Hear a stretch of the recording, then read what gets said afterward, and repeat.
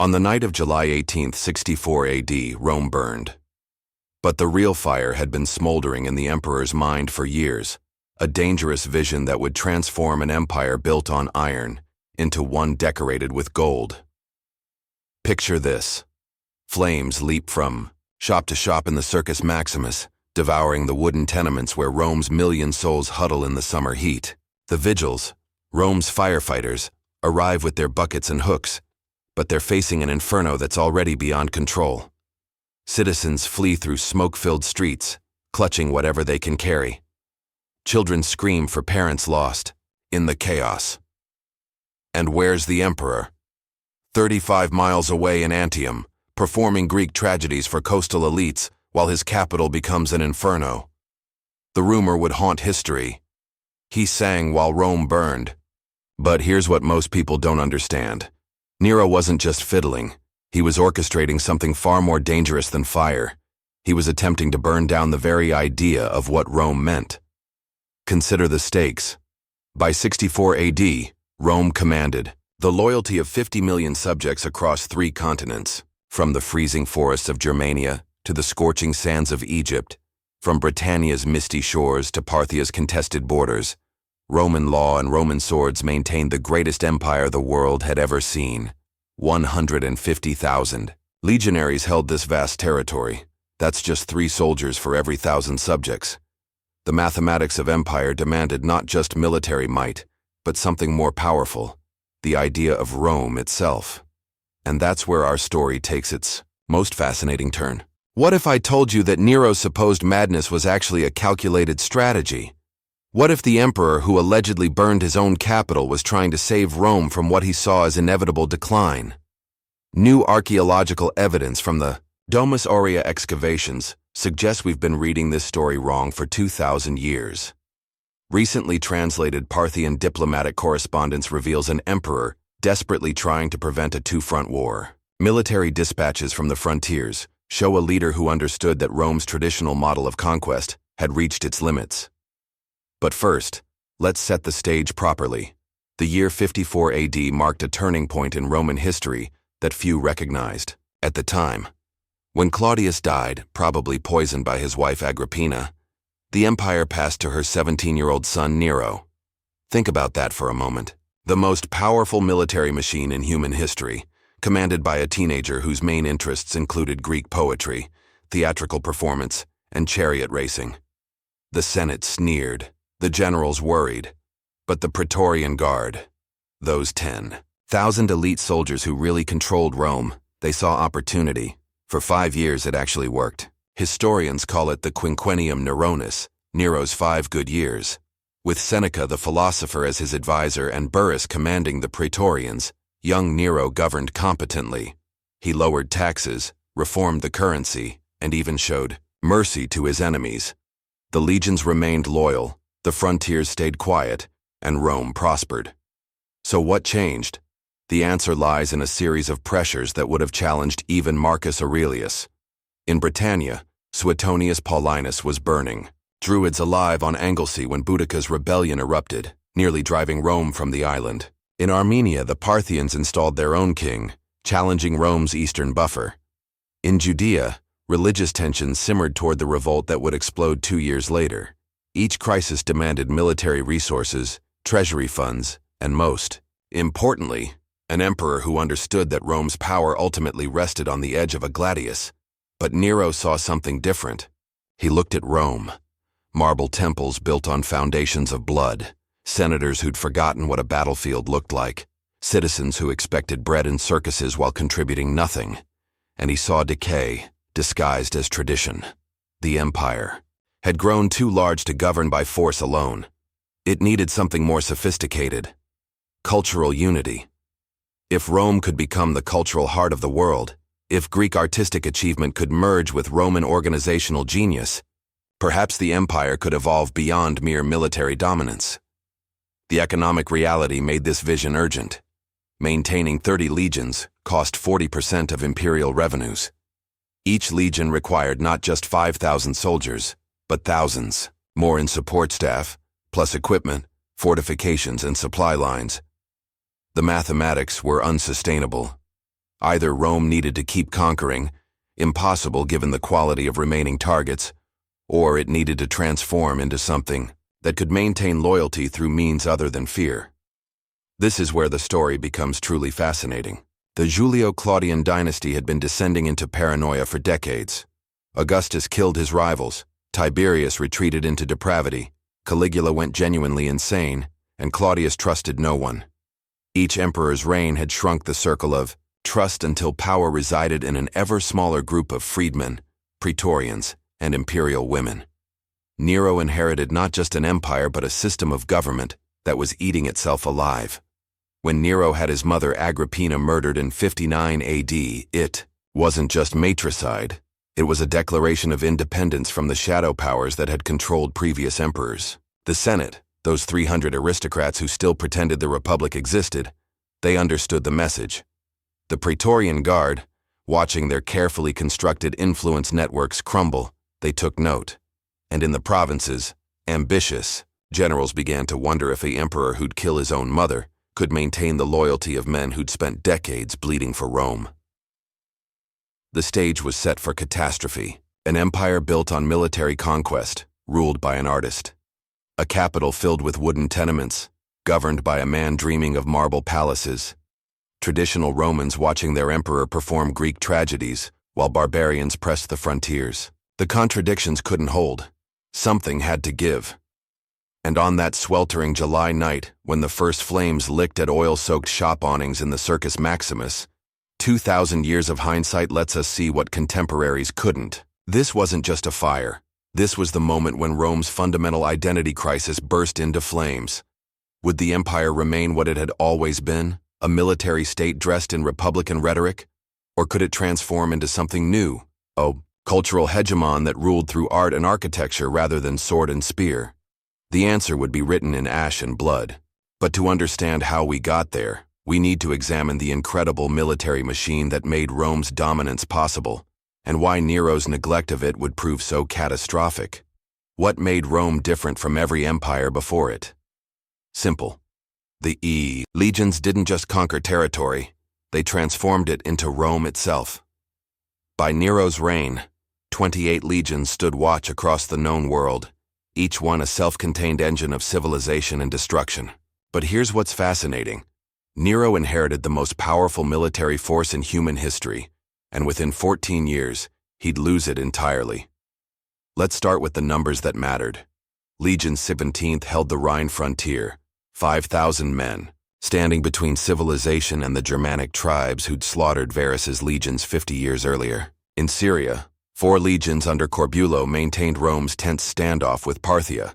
That's 20,000 soldiers controlling a frontier stretching from the Mediterranean to the Caspian Sea.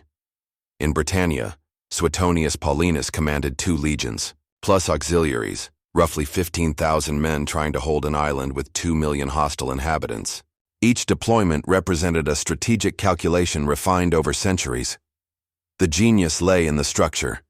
A Roman legion wasn't just an army, it was a mobile city. Each century of 80 men functioned as a tactical unit that could operate independently or combine seamlessly with others. Think of it as military modularity 2,000 years before the concept existed. 8 men shared a tent, creating bonds stronger than blood. 10 tents formed a century under a centurion who'd earned his position through decades of combat. 6 centuries created a cohort, and 10 cohorts made a legion. This wasn't arbitrary.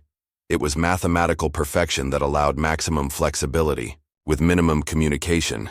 But structure alone doesn't win wars. Roman training methods would make modern special forces wince. Every morning, regardless of weather or location, legionaries ran 5 Roman miles in full kit. That's about 4.5 modern miles carrying 60 pounds of armor, weapons, and equipment. Miss a step? The centurion's vine staff would remind you why discipline mattered. After the run came weapons drill, 4 hours of stabbing, blocking, and advancing with practice swords weighing twice their combat versions. Why double weight? Because when you finally held a real gladius in battle, it felt like a feather. The psychological conditioning went deeper. Decimation, the execution of every 10th man in a unit that showed cowardice, remained a real threat under Nero. Imagine standing in formation while lots are drawn, knowing you might die, not for your own failure, but for your tentmate's moment of fear. It created a brutal equation. Letting down your brothers meant potentially murdering them. No wonder Roman units rarely broke. Here's where Nero made his first critical error. He added Greek athletic training to the regimen: wrestling, discus, running for speed rather than endurance. Veterans sneered at soldiers learning to throw javelins for distance rather than penetration. "We're making gymnasts, not killers," one centurion reportedly complained. The emperor saw cultural synthesis. The legion saw softness creeping in. The weapons technology tells another story. The gladius hispanensis remained the perfect killing tool, 24 inches of double-edged steel designed for stabbing rather than slashing. Why stabbing? A slash might wound, a thrust killed. Roman doctrine emphasized efficiency over glory. The pilum, that ingenious javelin with a soft iron shank, had been perfected over centuries. Thrown from 30 yards, it would penetrate shields and armor, then bend on impact, making it impossible to throw back and fouling enemy shields. Under Nero, Roman workshops pushed innovation further. New pilum designs increased penetration by 20%. Siege equipment evolved rapidly. The onager could now throw 100-pound stones 300 yards, while improved ballistas achieved accuracy that wouldn't be matched until the advent of gunpowder. The Misenum fleet experimented with incendiary compounds, Greek fire precursors that could burn on water. Armor transitioned from mail to segmented plates, offering better protection with less weight. Every innovation aimed at maintaining technological superiority over increasingly sophisticated enemies. But Rome's greatest strategic advantage wasn't hardware, it was infrastructure. By 64 AD, 250,000 miles of roads connected every corner of the empire. A legion could march 30 miles per day on these stone highways, arriving combat-ready rather than exhausted from trudging through mud. Compare that to barbarian forces struggling to move half that distance off-road, and you understand why Roman response times seemed supernatural to their enemies. The supply system matched this efficiency. Egyptian grain fed legions in Britain, Gallic workshops, armed soldiers in Syria. Spanish mines provided silver for pay. Each legion consumed 600,000 pounds of grain annually, plus meat, wine, oil, and equipment.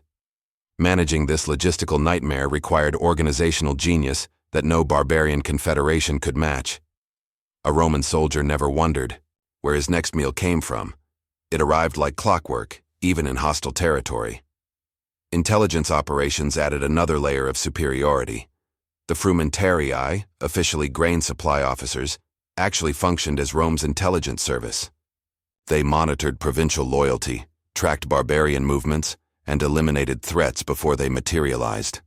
Every merchant, every diplomat, every traveler became a potential source. Information flowed to Rome faster than armies could march, allowing strategic planning impossible for enemies relying on rumor and scouts. The auxiliary system showcased Roman genius for incorporating conquered peoples. 250,000 non-citizens served alongside the legions, earning citizenship after 25 years' service. Batavian cavalry, Syrian archers, Balearic slingers, each brought specialized skills Romans lacked. More importantly, it gave ambitious provincials a stake in Roman success. Why rebel when you could earn citizenship and lift your entire family into privilege? Medical capabilities set Romans apart from any contemporary force. Legion doctors performed battlefield surgery with survival rates approaching 70% for wounded who reached treatment. They understood infection, practiced wound cleaning, and performed amputations that saved lives rather than causing deaths. Every century included trained medics. Every legion traveled with a hospital unit. When barbarians left wounded to die, or recover through luck, Romans systematically returned injured soldiers to combat readiness. Yet all these advantages created a dangerous dependency. The legions weren't just Rome's sword, they were its spine. Military service created citizens, built infrastructure, spread culture, and generated wealth through conquest. The entire Roman system depended on military supremacy, which raises the crucial question: what happens when an emperor values poetry over tactics?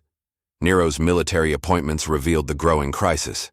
Instead of promoting based on merit, he favored commanders who wouldn't threaten him. Corbulo, Rome's best general, found himself constantly recalled just before achieving decisive victories. Why? Because a triumphant general might rival an emperor, whose military credentials consisted of racing chariots and performing tragedies. The rot spread from the top.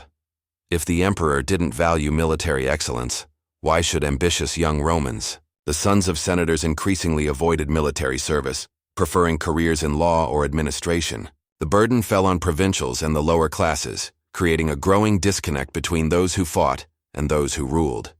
By 64 AD, cracks showed everywhere. Recruitment struggled to maintain numbers. Veterans grumbled about Greek innovations. Frontier commanders hoarded resources, trusting neither the emperor nor each other. The military machine Augustus created still functioned, but like a precision instrument maintained by apprentices rather than masters, its performance degraded steadily. The supreme irony? Nero possessed the most powerful military in human history, at the exact moment when he needed it most. Because on that July night when Rome burned, the emperor would discover that cultural revolution without military support was like building on sand. The legions that could have saved him were thousands of miles away, led by men already questioning why they bled for an emperor who preferred the stage to the battlefield. But to understand how it all fell apart, we need to examine the fire itself, not just as a disaster, but as the moment when all of Nero's contradictions burst into deadly flame. The night of July 18th started like any other in Rome's sweltering summer. In the shops beneath the Circus Maximus, oil merchants secured their amphorae, while fabric sellers rolled up their displays. Nobody noticed the first spark, perhaps a knocked-over lamp, maybe a cooking fire left untended. But within minutes, what began as a routine mishap would become the catastrophe that defined Nero's reign. By 11 that evening, flames were already leaping between the wooden stalls. The night watchman who first spotted the fire made a fatal miscalculation. Instead of immediately summoning the vigils, he tried to douse it himself with buckets from the nearby fountain.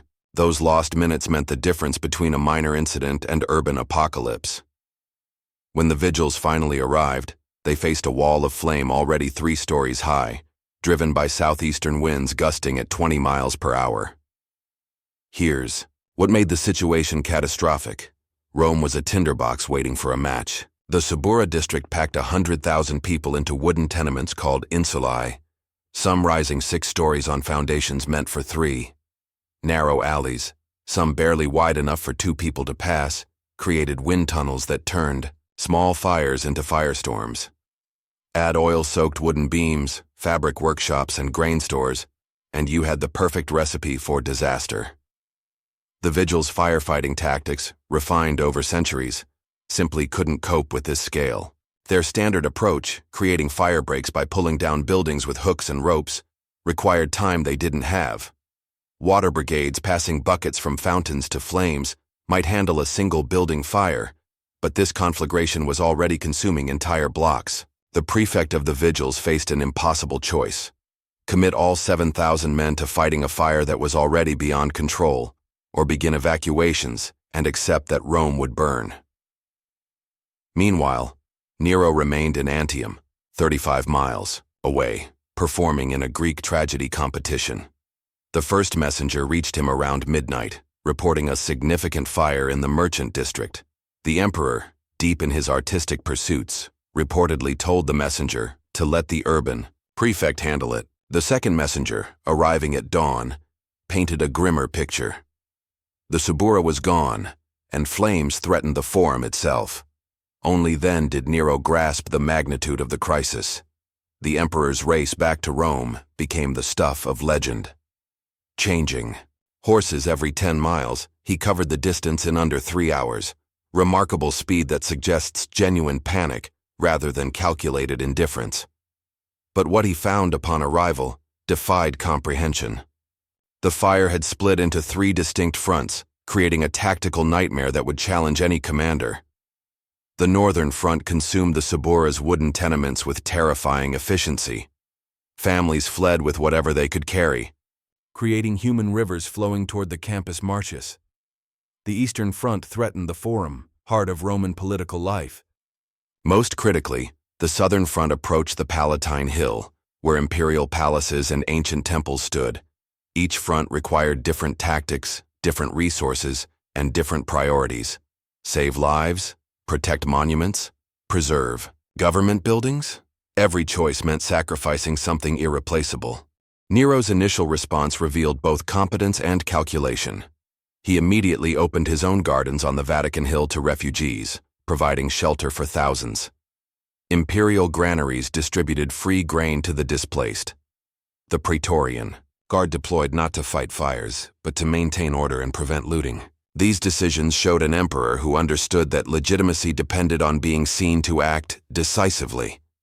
But then came the tactical errors that would haunt his reign.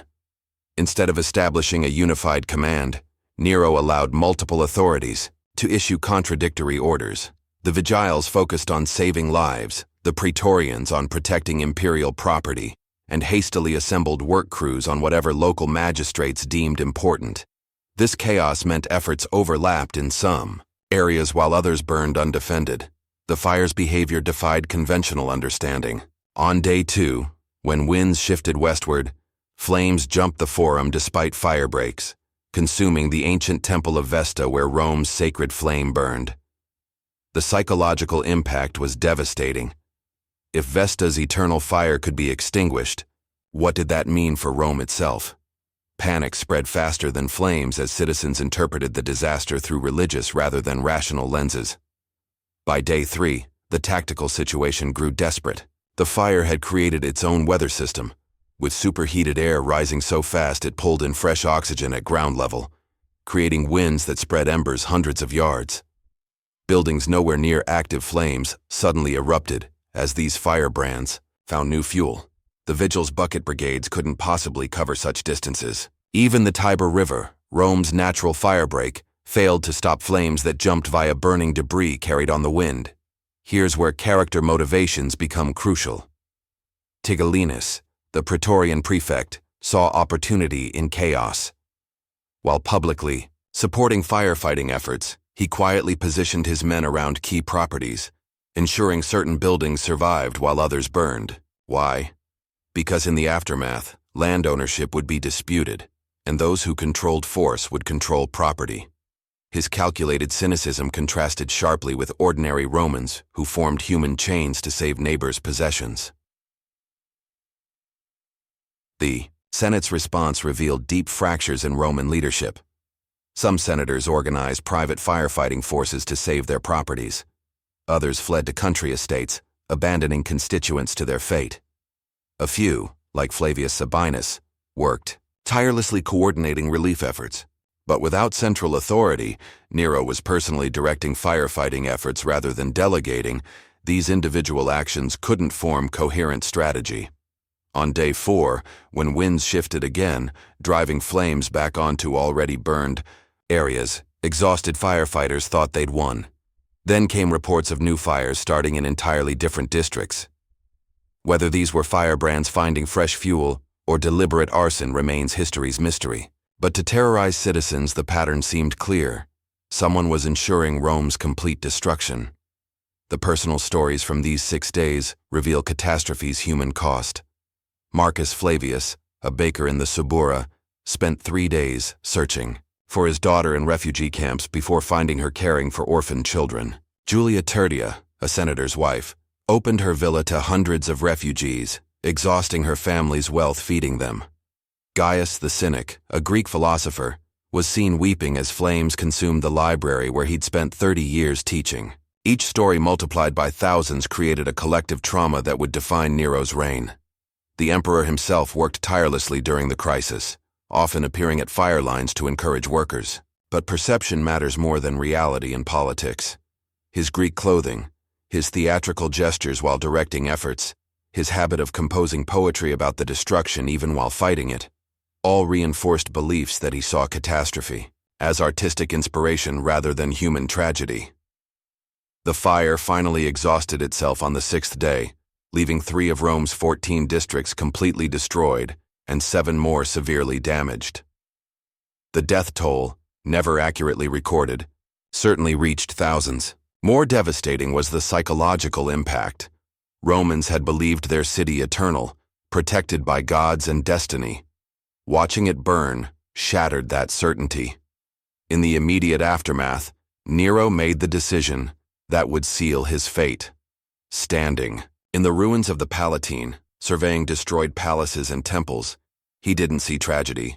He saw opportunity. Now, he reportedly said, I can finally build a city worthy of my reign.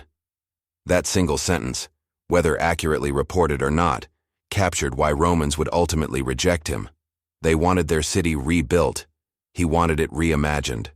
The tactical lessons were clear to military minds. Concentration of force, unified command, strategic reserves, and systematic approaches could have limited damage.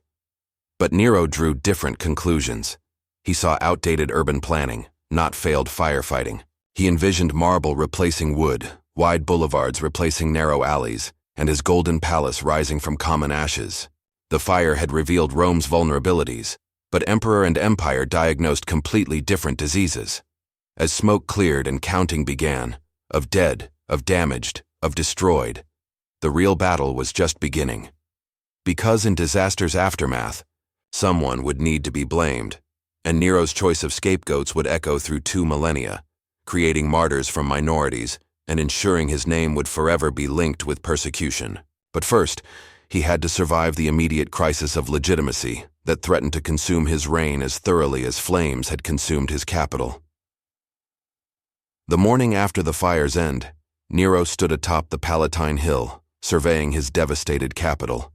Smoke still rose from smoldering ruins. The acrid smell of burned wood, melted metal, and worse filled the air. His advisors expected words of mourning, promises of restoration. Instead, the emperor smiled and said, "Finally, Rome can become what it should be." That moment, choosing transformation over restoration, marked the beginning of his end. Consider the choice from Nero's perspective. The old Rome lay in ashes, cramped, chaotic, a city that had grown without plan or purpose. Here was a once-in-a-millennium opportunity to create something magnificent. Wide boulevards instead of twisted alleys, fire-resistant stone replacing combustible wood, public spaces designed for beauty, not just function. And at its heart, the Domus Aurea, a golden house that would showcase the marriage of Roman power and Greek aesthetics. Visionary urban planning or megalomaniacal overreach? The answer depended on whether you paid taxes or collected them. The Senate saw it differently. Senator Gaius Calpurnius Piso, watching Nero sketch architectural plans while citizens still searched for missing relatives, muttered to his colleagues, "He celebrates while Rome mourns." The traditional aristocracy, already suspicious of Nero's Greek affectations, interpreted his enthusiasm as confirmation of their worst fears. Here was an emperor who cared more about creating his artistic legacy than honoring Rome's traditions. Whispers began immediately. Did he start the fire to clear land for his palace? From the military perspective, Corbulo in Syria received intelligence reports with growing alarm. The emperor diverts funds from legion supplies to import marble, his dispatches noted. Recruitment bonuses are delayed while Greek artists receive fortunes. The Parthians watch and wait. Every sestertius spent on Nero's architectural dreams was one not spent maintaining the forces that kept barbarians at bay. Experienced commanders understood a fundamental truth Nero seemed to ignore. Rome's enemies feared its legions, not its buildings. The Praetorian Guard's loyalty, that essential pillar of imperial power, began its subtle shift. These elite soldiers had supported Nero's ascension expecting traditional rewards, bonuses, privileges, influence. Instead, they found themselves assigned to construction security, watching Greek architects receive payments that dwarfed their annual salaries. Faenius Rufus, co-prefect of the guard, privately told trusted centurions, "We've traded a Roman emperor for a Greek stage manager." When the Praetorians start questioning their loyalty, an emperor's days are numbered. Provincial reactions revealed the empire's growing fractures. In Gaul, where tax collectors squeezed harder to fund Nero's projects, Tribal leaders who'd accepted Roman rule began reconsidering. "They bleed us to gild their emperor's house," became a rallying cry. In Britain, still smoldering from Boudicca's rebellion, increased tribute demands reignited resistance. Even in peaceful provinces like Spain, governors like Galba noted growing resentment. The mathematics were simple. Every province paid more while receiving less, all to fund one man's architectural fantasy. Common Romans faced the crisis most directly. Lucius the brickmaker should have prospered from reconstruction. Instead, he found his workshop commandeered to produce specialized materials for the Domus Aurea, while ordinary citizens lived in tents. "My neighbors need homes," he complained, "but I'm forced to make decorative tiles for the palace." This story, repeated thousands of times, created a groundswell of resentment. The emperor who'd opened his gardens to refugees now seemed to care only about his golden house. The personal stories of key decision-makers illuminate the empire's transformation. Seneca, Nero's former tutor, requested retirement immediately after touring the Domus Aurea plans.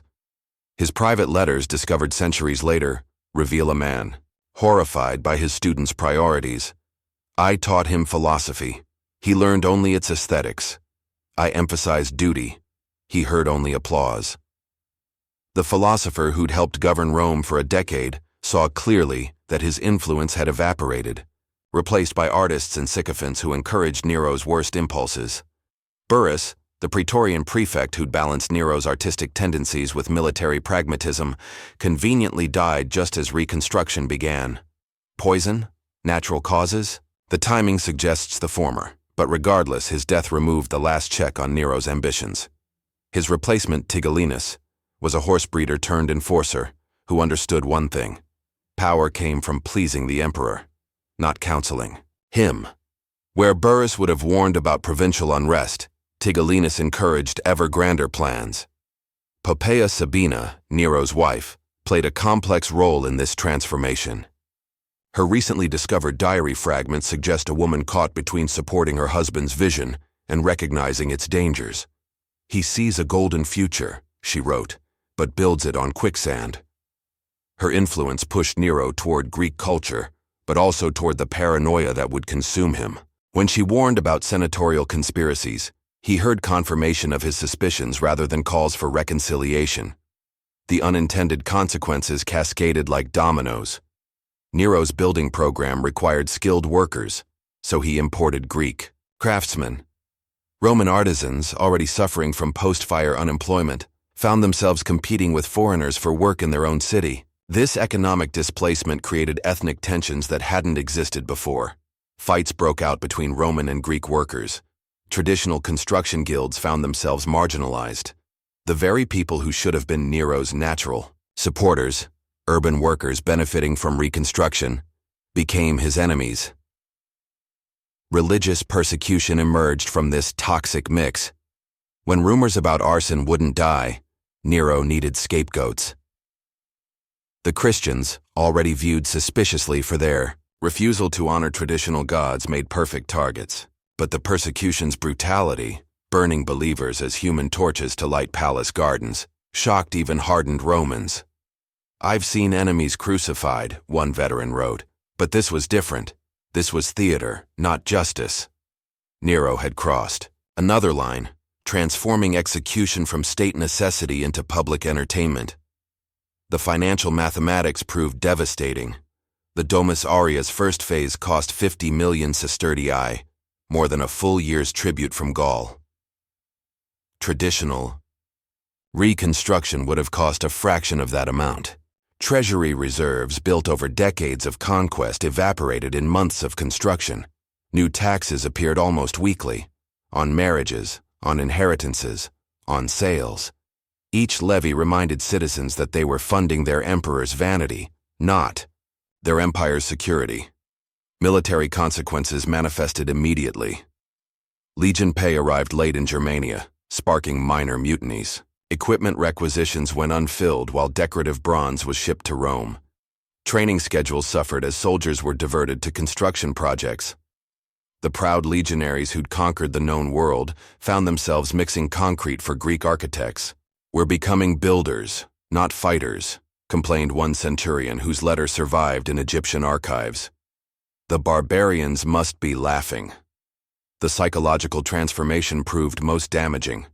Romans had always believed their empire divinely ordained, protected by gods who favored military virtue and ancestral tradition. Nero's response to the fire shattered that certainty. Instead of rebuilding temples first, he prioritized his palace. Instead of honoring the dead with solemn ceremonies, he composed poems about Troy's destruction. Instead of projecting strength, he displayed artistic sensitivity.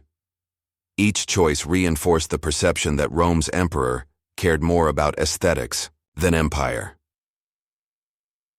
By 65 AD, the conspiracy networks were already forming.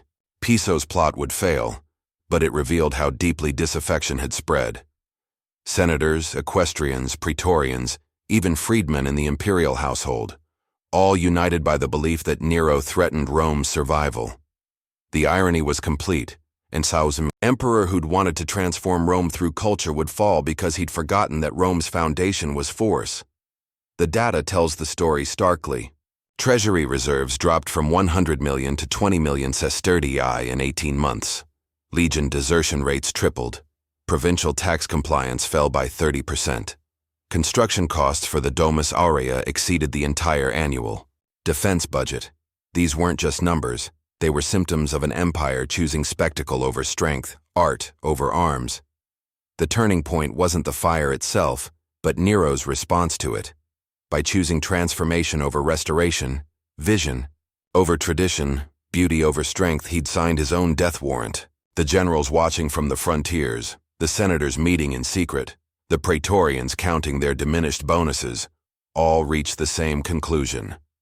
Rome needed an emperor who understood that power grew from legions, not loots. And, if Nero wouldn't learn that lesson, they'd teach it to him at sword point. The flame that consumed Rome in 64 AD would continue burning long after the last ember cooled.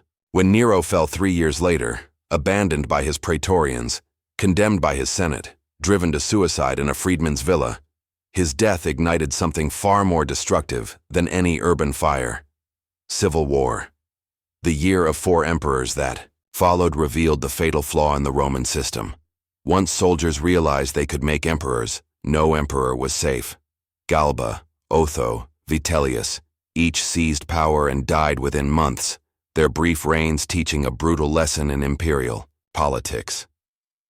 Only Vespasian, the pragmatic general who'd spent Nero's final years wisely distant in Judea, would restore stability.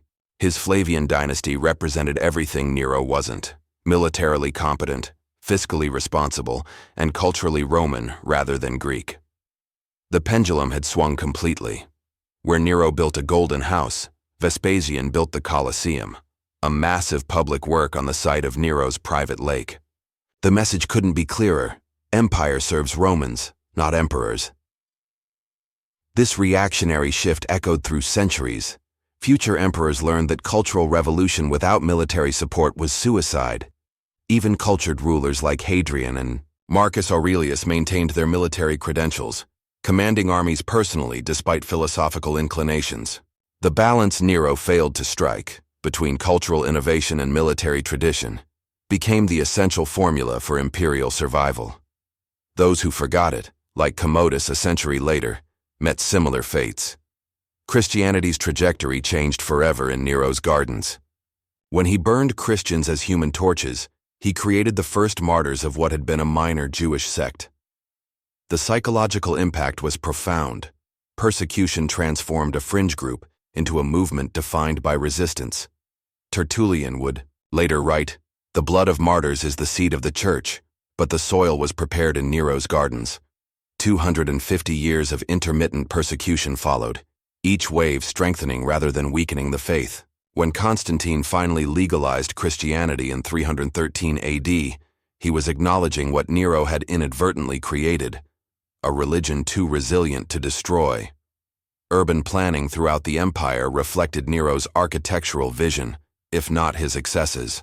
His requirement for wider streets, fire-resistant materials, and public water access became standard in provincial cities.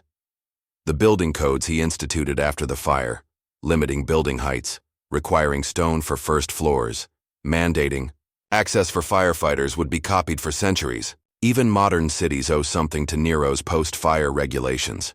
The irony is complete. His most lasting legacy came from the disaster that destroyed him. The Nero complex entered political psychology permanently. Military leaders learned to distrust rulers who prioritized arts over arms.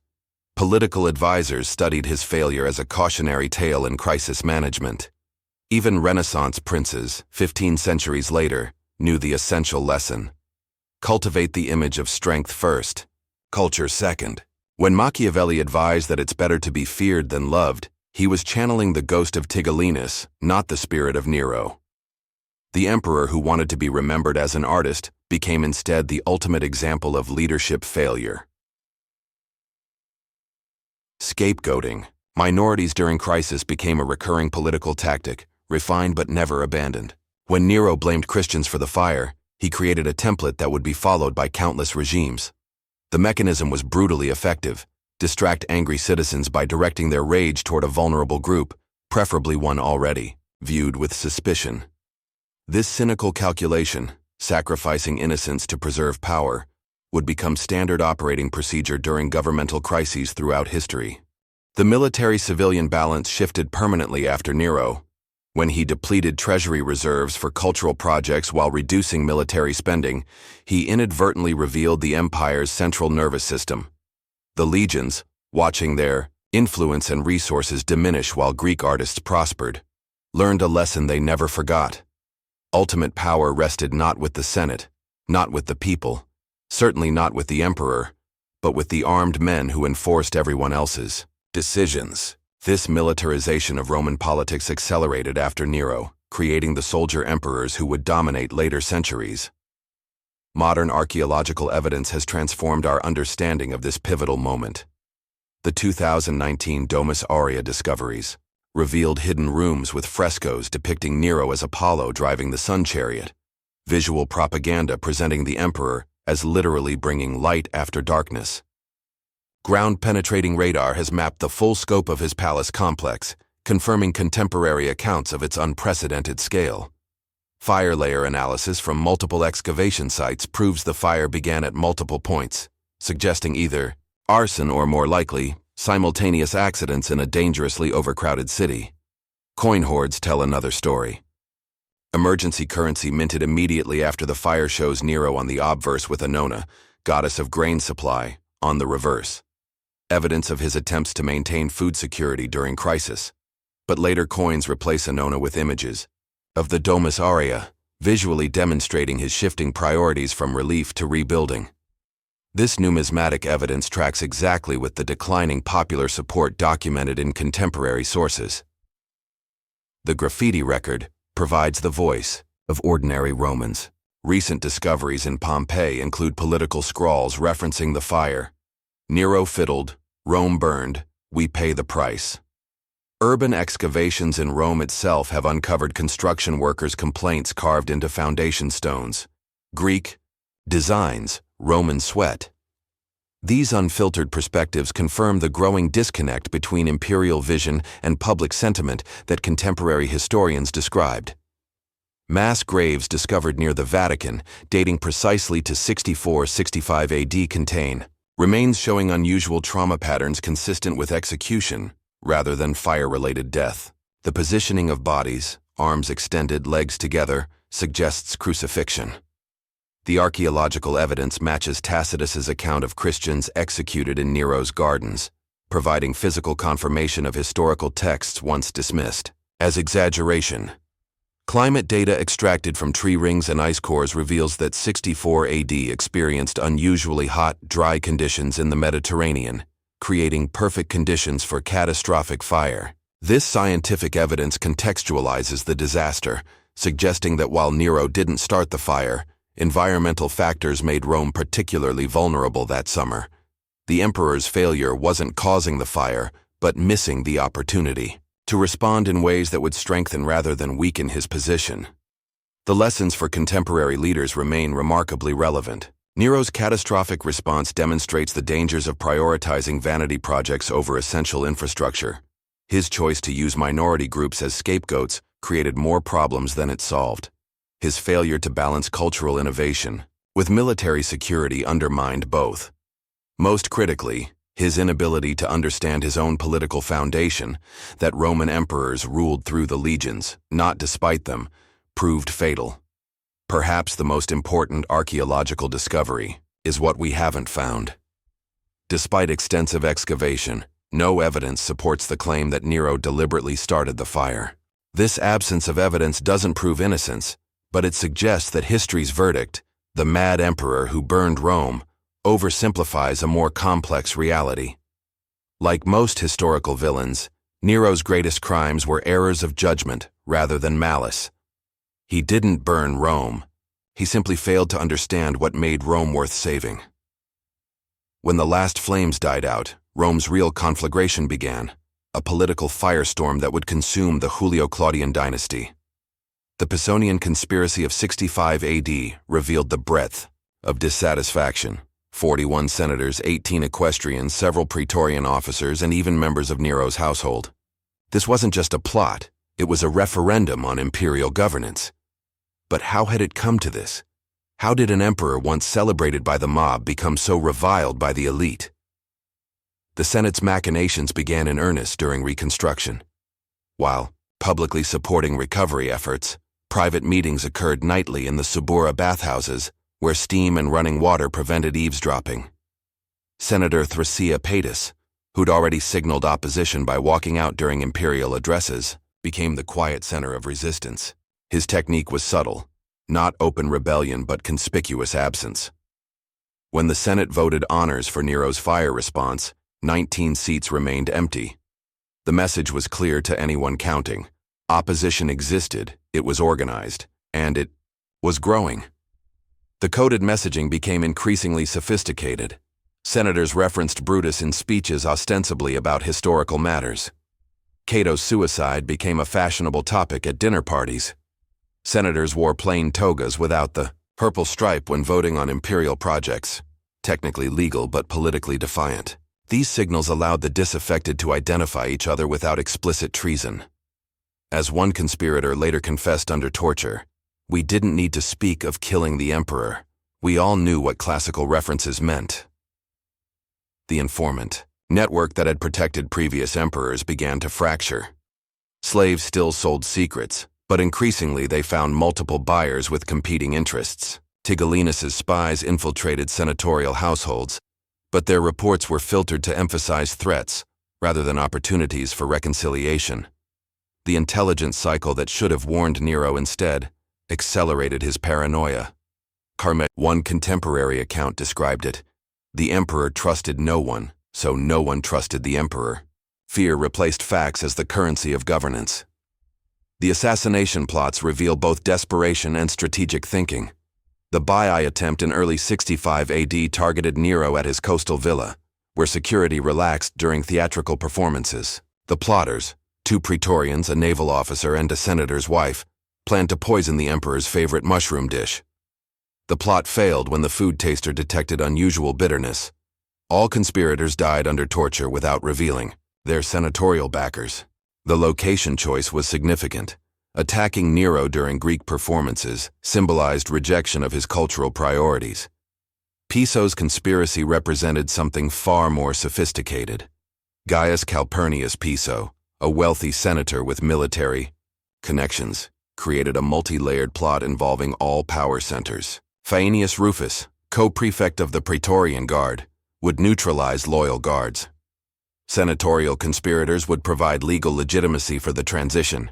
Military veterans would secure key points in the city. The poet Lucan, ironically, once Nero's favorite, would craft the public narrative justifying the assassination. The plan targeted Nero during the Cerealia Games in April 65 AD, when he'd be vulnerable in the crowded Circus Maximus. The conspiracy's discovery highlights the unstable nature of Roman intelligence operations. A freedwoman named Epicharis, recruited to connect the Senate plotters with naval forces at Misenum, was arrested on unrelated charges. Under torture, she revealed nothing, ultimately strangling herself with her own belt rather than betraying the cause. But Milicus, a freedman of the senator Scavinus, noticed his master sharpening an unusual dagger and preparing a will. His decision to inform Tigellinus unraveled the entire network. Within days, dozens of Rome's elite faced execution or forced suicide. The provincial governor's calculations reveal the empire's fracturing power dynamics. Galba in Spain, Vindex in Gaul, and Virginius Rufus in Germania watched the Pisonian aftermath with growing alarm. Each commanded significant military forces, the real power in Roman politics. Each understood that Nero's purges of the aristocracy created both danger and opportunity.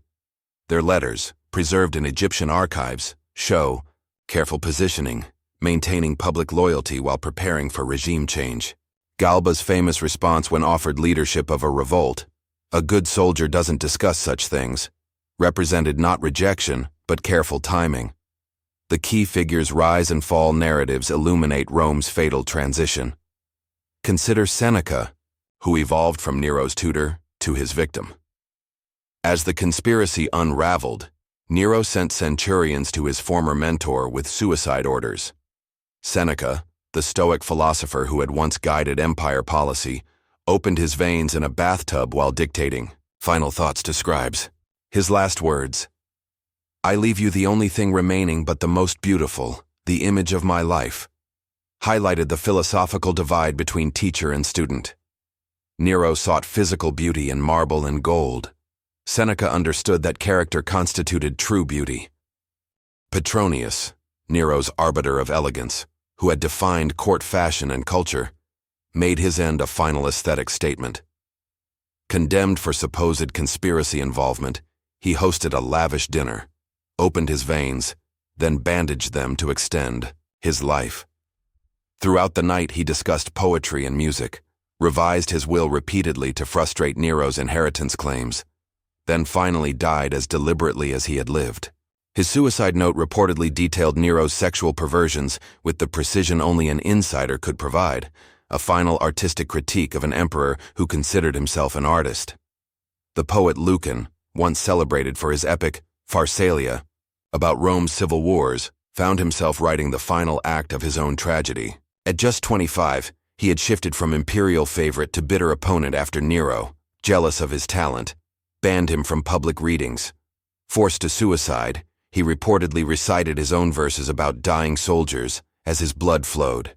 Literature and politics, art and rebellion.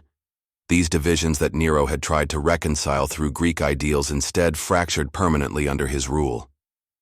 Poppaea Sabina, Nero's pregnant wife, died in 65 AD after allegedly being kicked during an argument. Whether accident or murder remains debated, but her death removed the last moderating influence on the emperor. Their relationship embodied the contradictions of Nero's reign, passionate yet calculating, culturally sophisticated yet politically naive. Without her counsel, his isolation accelerated, further separating imperial policy from political reality. How did these political machinations shape military decisions? The evidence is clear in deployment patterns. After the Pisonian conspiracy, Nero reassigned legions based on commanders' perceived loyalty rather than strategic necessity. The Syrian legions under Corbulo, Rome's finest general but potential rival, found themselves dispersed to different provinces. Germanic forces were weakened to prevent any governor from commanding overwhelming strength. Naval units rotated, commanders every 6 months. These politically motivated military decisions left frontiers vulnerable precisely when external threats grew most dangerous. The power dynamics created a fatal equation. 30 legions meant 150,000 legionaries plus auxiliaries, far more than the 10,000 praetorians who directly protected the emperor. Provincial governors commanded more military strength than the emperor himself, a structural weakness in the imperial system. The Senate's 300 members held minimal physical power but immense legitimacy. Traditional aristocratic families controlled vast client networks that included veterans and rural populations. The urban poor, that mob who had once loved Nero, found their loyalty eroded by food shortages caused by Reconstruction priorities. The mathematics of power became brutally simple. When an emperor lost senatorial respect, military loyalty, and popular support simultaneously, no amount of artistic genius could save him. By 67 AD, these calculations had reached their inevitable conclusion. The Vindician revolt in Gaul signaled the beginning of the end. Though initially suppressed, it demonstrated that provincial rebellion was possible. More importantly, it revealed which generals might support similar movements. As Nero toured Greece in 67 AD, competing in musical contests while Rome simmered, the power vacuum became unmistakable. The daily governance of empire fell to freedmen with no military experience. The Praetorian Guard, traditional kingmakers, found themselves commanded by Nymphidius Sabinus, who was already negotiating with potential replacement emperors. Galba, in Spain, controlling some of Rome's best legions, no longer bothered disguising his ambitions in correspondence. The final military calculation proved simplest of all. When the Praetorian prefect promised his men 30,000 sesterces each to abandon Nero, a sum the treasury couldn't possibly pay but Galba might, loyalty evaporated overnight. The mathematics that had always governed Rome reasserted themselves. Power flowed from the sword, not the lyre. The emperor who had spent a fortune on his golden house couldn't buy the loyalty of the men who guarded it. When the Senate formally declared Nero a public enemy in June 68 AD, they were simply acknowledging what military mathematics had already determined. Abandoned by his guards, condemned by his government, betrayed by his servants, Nero fled to a freedman's villa where reality finally caught up with fantasy. His famous last words, "What an artist dies in me," captured perfectly why he had failed as emperor. He'd never understood that Rome needed a general more than an artist, a commander more than a composer. While senators plotted and generals calculated, 50 million imperial subjects experienced Nero's reign through changes to their daily lives. To understand why Rome ultimately rejected its artistic emperor, we must examine how his cultural revolution affected people from Britain to Syria, from patrician villas to slave quarters. For most Romans, politics meant little compared to the practical question, is life better under this emperor than the last? In Britannia, the answer was unequivocally negative.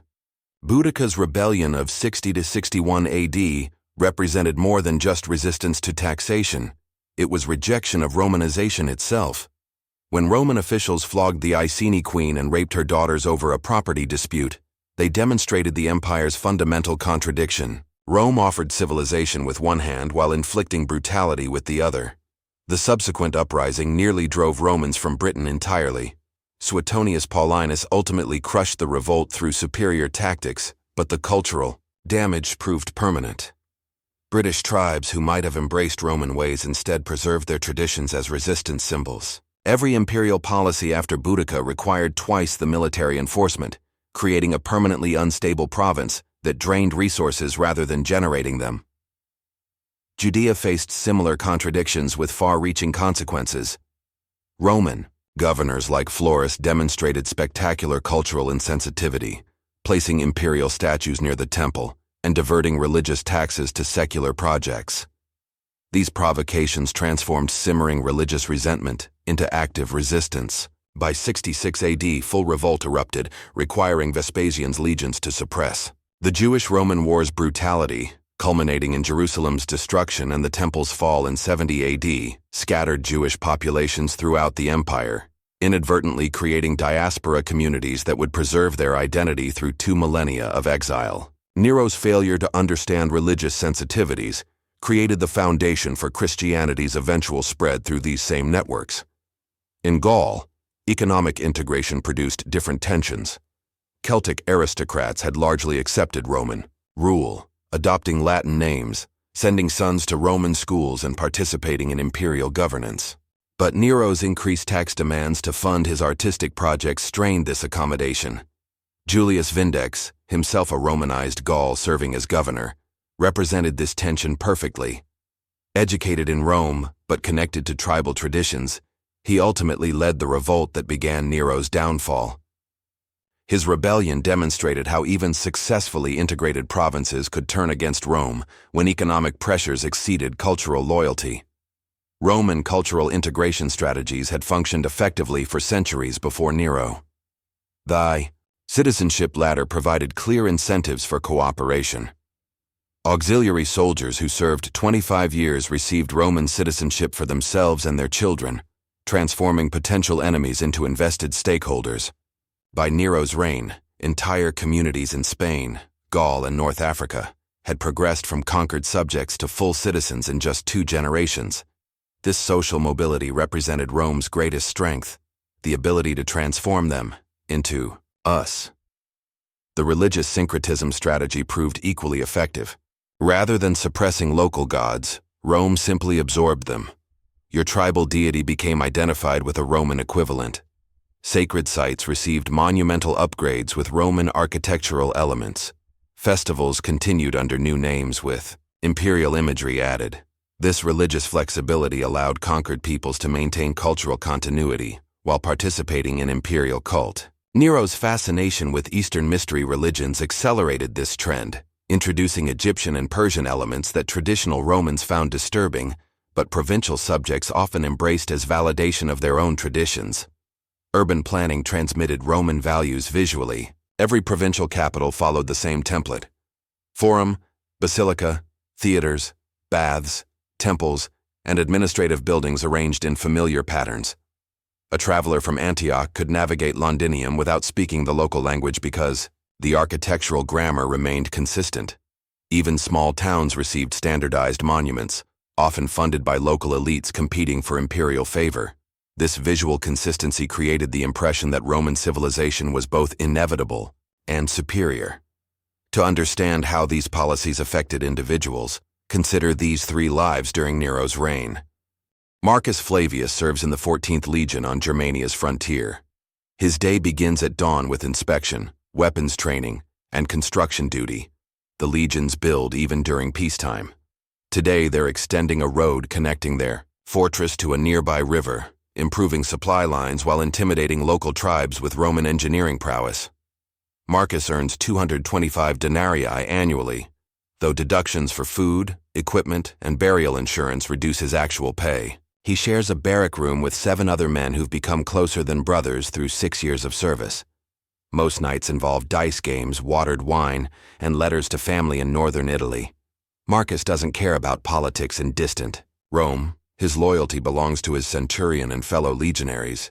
But he notices supply shipments becoming less frequent since the fire. His unit now repairs armor that would have been replaced under Claudius.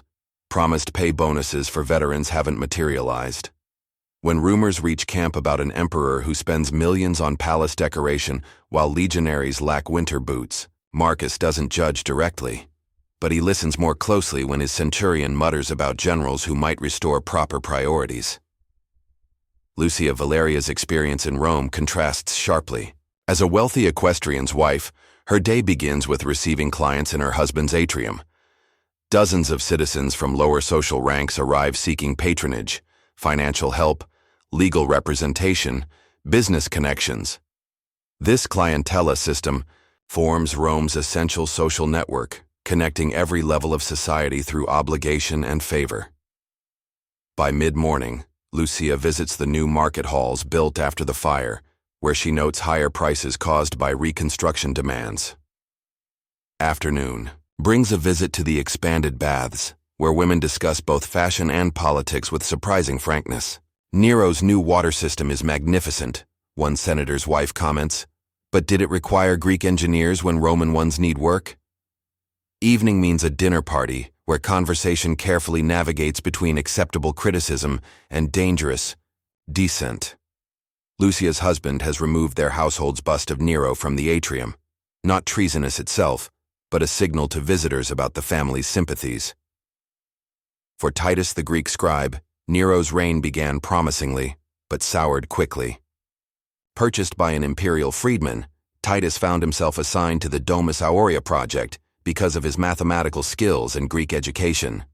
Initially proud to contribute to magnificent architecture, his enthusiasm waned as he observed the human cost.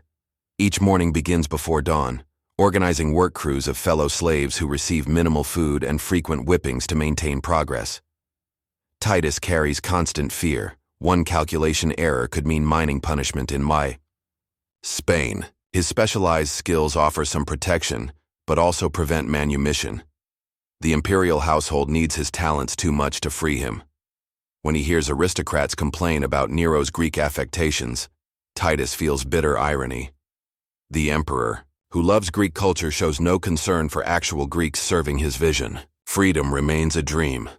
Titus doubts he'll live to see. These individual experiences reflected broader social structures. Rome's rigid class hierarchy, patricians, equestrians, plebeians, freedmen, and slaves, created a society where everyone understood their position while aspiring to rise. What made Nero's cultural revolution so threatening was its disruption of these established patterns. Traditional patricians found themselves outspent by nouveau riche freedmen. Military veterans watched Greek artists receive imperial favor they believed they'd earned through blood. Provincial elites who'd adopted Roman customs discovered the emperor himself preferred Greek ones. Nero's artistic innovations particularly challenged military aristocratic identity. Greek athletic competitions featured nude contestants. Shocking to Romans who associated nudity with slavery rather than celebration. Theatrical performances required emotional expressiveness that contradicted the stoic self-control traditional Romans prized. Musical competitions elevated individual talent over collective discipline. Each cultural import undermined values that had built the empire, replacing military virtues with artistic ones without acknowledging that conquest had made culture possible. The cultural battlefield ultimately proved as decisive as any military one. When Nero performed Greek tragedies while wearing masks and women's clothing, he wasn't just indulging artistic interests, he was assaulting Rome's fundamental identity. The empire had been built by men who defined themselves through military discipline, political authority, and ancestral tradition. An emperor who publicly rejected these values threatened not just artistic convention, but the psychological foundation of Roman power itself. When Nero pressed a dagger to his throat in 68 AD, uttering those famous last words, "What an artist dies in me," he wasn't just ending his life. He was closing the first chapter of Imperial Rome. The Julio-Claudian dynasty that had guided Rome's transformation from republic to empire died with him, replaced by military pragmatists who would never again mistake aesthetics for power. But what should we learn from this pivotal moment in Western civilization? Nero's tragedy wasn't that he burned Rome, he almost certainly didn't. His tragedy was failing to understand what Rome was. He envisioned an empire united by cultural brilliance, where Greek art and Roman organization could create something greater than either alone. This wasn't inherently misguided. What doomed him was attempting cultural revolution without securing the military foundation that made culture possible. When he diverted resources from legions to theaters, prioritized artists over veterans, and celebrated personal expression over collective discipline, he attacked the very values that had built his throne. The modern parallels are difficult to ignore. Every superpower faces the same fundamental challenge Nero confronted: balancing hard power with cultural influence. The Soviet Union collapsed partly because it couldn't maintain military spending while meeting civilian needs. American influence has waxed and waned with its ability to project both military strength and cultural appeal. China currently attempts to expand cultural soft power while building military capabilities. The mathematics of empire haven't changed in 2 millennia. Without security, culture cannot flourish, but security without culture becomes mere occupation. Leadership failures follow similar patterns across centuries. Leaders who become isolated from ground realities, surrounded by advisors who tell them what they want to hear, make Nero's same mistakes. When crisis strikes, whether fire in ancient Rome or modern pandemic, the public judges leaders not just on technical response but on symbolic actions. Nero playing the liar while Rome burned parallels modern leaders who appear disconnected during national emergencies. The lesson remains: perception matters as much as policy. The scapegoating mechanism Nero employed against Christians continues as political strategy today. When governance fails, targeting vulnerable minorities often provides temporary distraction. The Christians Nero executed were too few and marginal to have started Rome's fire, just as modern scapegoated groups rarely cause the problems attributed to them. The cynical political calculation, sacrificing the few to protect power over the many, remains in the playbook of struggling regimes worldwide. Several historical questions remain frustratingly unanswered. Did Nero actually perform during the CE fire, or was this character assassination by hostile historians? Archaeology cannot resolve this. The exact extent of his mental deterioration remains debated. Was he clinically unstable, or merely culturally tone-deaf? Perhaps most intriguing, could his cultural vision have succeeded with different implementation? Had he maintained military strength while gradually introducing Hellenistic elements, might Rome have evolved differently?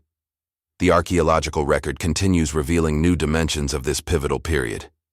Recent excavations beneath Rome's modern streets uncover sections of the Domus Aurea untouched since antiquity. Ground-penetrating radar maps structures historians knew only from written descriptions. Chemical analysis of preserved organic materials reveals details about daily life during Nero's reign that no ancient historian recorded. Each discovery forces reassessment of conclusions historians considered settled. What makes Nero's story perpetually fascinating is its psychological dimension. He wasn't simply a monster like Caligula. He was a complex figure who genuinely believed in his artistic vision while remaining blind to political reality. His narcissism prevented him from seeing how his actions appeared to others. His aesthetic sensitivity never extended to understanding human suffering. These contradictions make him disturbingly modern, the leader who crafts brilliant policy speeches while remaining disconnected from their human impact. For us today, Nero's reign offers a powerful reminder that governance isn't merely technical administration, but cultural leadership. When leaders lose touch with their society's fundamental values, no amount of artistic vision or grand projects can maintain their legitimacy. Rome's citizen soldiers who'd spent generations conquering the known world wouldn't accept an emperor who valued Greek applause over Roman military virtue. The fatal disconnect between Nero's vision and Rome's reality ultimately consumed both. Perhaps the most important lesson lies in understanding that historical villains rarely see themselves as such. Nero genuinely believed he was elevating Rome through cultural transformation. His golden house wasn't just personal indulgence but vision statement. Rome reborn as cultural rather than merely military hegemon. His failure wasn't wanting the wrong things, but misunderstanding what made those things possible. The legions that enabled Roman peace, the prosperity that funded Roman architecture, the security that allowed Roman culture, these required prioritization he never grasped. The fire that consumed Rome in 64 AD eventually consumed an emperor, a dynasty, and a conception of imperial power. From its ashes arose a more pragmatic empire that would endure for centuries more. Nero's golden dream died so Rome could live.